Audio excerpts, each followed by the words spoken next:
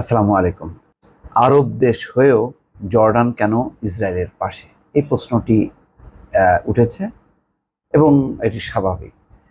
ইসরায়েলকে রক্ষা করার জন্য মার্কিন যুক্তরাষ্ট্র, যুক্তরাজ্য বা পশ্চিমাদের যে কমিটমেন্ট সেটি তো আরব দেশ হয়ে জর্ডানের সেটি থাকার কথা না। কিন্তু মধ্যপ্রাচ্যের দেশগুলোর মধ্যে জর্ডানই একমাত্র দেশ যে তার বিমান বাহিনী দিয়ে সেই যখন নাকি ৩ শতাধিক ক্ষেপণাস্ত্র এবং ড্রোন যাচ্ছিল ইসরায়েলের অভিমুখে, সেগুলোর অনেকগুলো ধ্বংস করেছে। জর্ডানও তার অংশ ছিল। সৌদি আরব এবং সংযুক্ত আরব আমিরাতের কথা এসছে, তারা বলছে না, তারা কোনো করেনি, সহযোগিতা করেনি।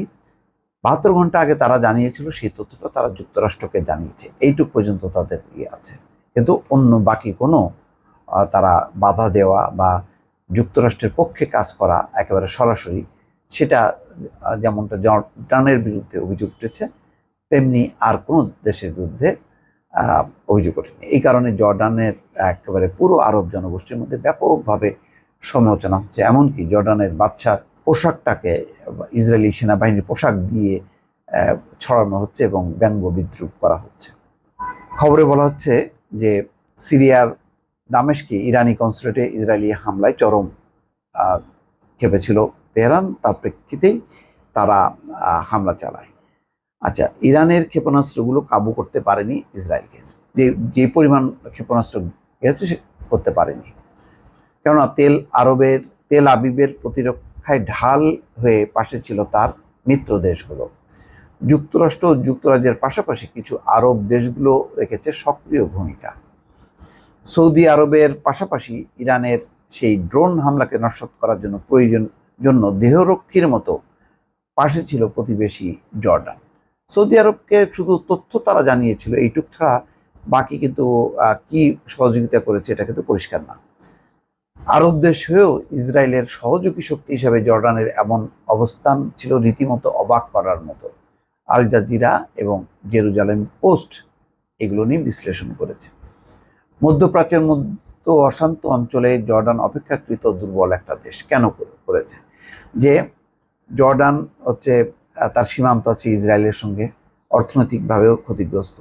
তো সুতরাং জর্ডান যদি পরোক্ষভাবে ইসরায়েলকে সহযোগিতা না করে বা মার্কিন যুক্তরাষ্ট্রের পাশে যদি না দাঁড়ায়, তাহলে জর্ডানের শঙ্কা যে তাদের অর্থনৈতিক অবস্থা আরও খারাপ হবে এবং ইসরায়েল তাদের উপরে প্রতিশোধ নিতে পারে।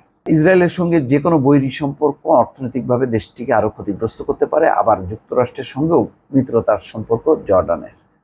ফলে নিজেদের রাজনৈতিক স্থিতিশীলতা এবং আত্মরক্ষার স্বার্থেই ইরানের হামলায় ইসরায়েলের পক্ষে অবস্থান নিয়েছে দেশটি। এছাড়া ইসরায়েলের পাশে দাঁড়ানোর পিছনে জর্ডানের কূটনৈতিক বিষয় ছাড়াও রয়েছে দীর্ঘ ইতিহাসও। এর মধ্যে রয়েছে ইসরায়েল জর্ডান শান্তি চুক্তি। ওয়াদি আরাবা নামের এই চুক্তিটি স্বাক্ষরিত হয় 1994 সালের 26 অক্টোবর। এই চুক্তিটি দুই দেশের মধ্যে ভূমি, পানি, ব্যবসা এবং ভ্রমণের ক্ষেত্রে সম্পর্ক স্থাপিত করে। এই চুক্তিটির আরও একটি অঙ্গীকার ছিল, কোনো দেশই তাদের ভূমি ব্যবহার করে তৃতীয় কোনো দেশকে আক্রমণ করতে দেবে না। ফলে শনিবার এই হামলার পর রোববার নিজেদের অবস্থান নিয়ে বক্তব্য দেয় জর্ডান সরকার। তারা বলেছে, তাদের এই সামরিক পদক্ষেপ নিজেদের আত্মরক্ষার জন্য করা হয়েছে, ইসরায়েলের সুবিধার জন্য নয়।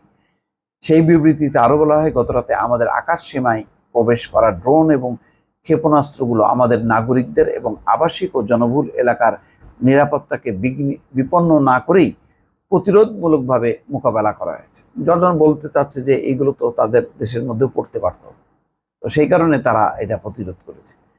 জর্ডান সরকার আরও বলেছে, তাদের সামরিক বাহিনী নিজের দেশের নাগরিক, আকাশসীমা ও ভূখণ্ডের প্রতিরক্ষায় যে কোনো পক্ষের ভবিষ্যতের আক্রমণের বিরুদ্ধে রুখে দাঁড়াবে। তবে জর্ডানের এমন অবস্থানে ব্যাপক সমালোচনা হচ্ছে দেশটিকে নিয়ে। অনেকেই বিষয়টি নিয়ে খেপেছে, অনেকে আবার রসাত্মকভাবে নিন্দা করেছে দেশটির।